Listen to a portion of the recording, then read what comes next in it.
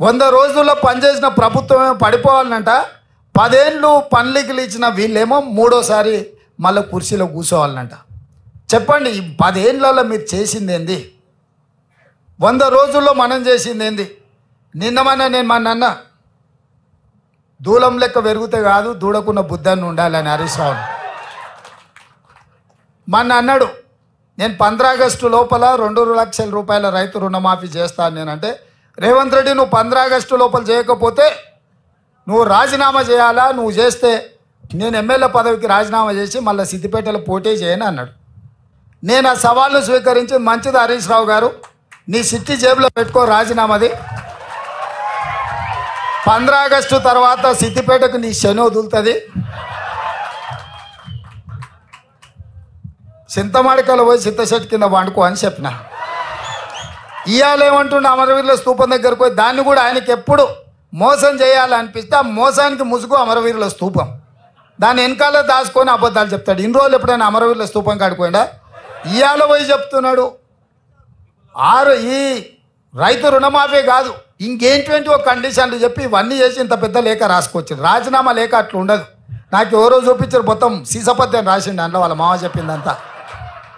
రాజీనామా లేఖ prescribed ఫార్మెట్లో speaker గారు ఒక ఫార్మెట్ ఇస్తాడు, దాంట్లో ఒక్క పదము పొల్లు పోయినా ఆ కాగితమే చెల్లదు. మళ్ళీ ఈయన సీసపద్యం అంతా రాసుకోవచ్చండి. సీసపద్యం రాజీనామా పత్రం చెల్తుందా? పెద్ద తెలివి అనుకుంటుండే ఆయన. తాటి చెట్టు లెక్క పెరిగితే కాదు నాయన, మోకాళ్ళలో కాదు అరికాళ్ళకు పోయినట్టు నీ తెలివితేటలు హరీష్ రావు. ఇప్పుడు కూడా నేను చెప్తున్నా హరీష్ రావు, నీ సవాల్ను స్పష్టంగా మేము స్వీకరిస్తున్నాం. 15 ఆగస్టు లోపల 2 లక్షల రూపాయల రుణమాఫీ చేస్తా, నీ రాజీనామా రెడీగా పెట్టుకో. రైతులకు రుణమాఫీ చేయకపోతే మాకెందుకు అధికారం? ఈ రైతులకు రుణమాఫీ చేయకపోతే ఆ రైతులు ఎవరు? మా వాళ్ళే కదా, మా కుటుంబాలే కదా, మా పరివారమే కదా.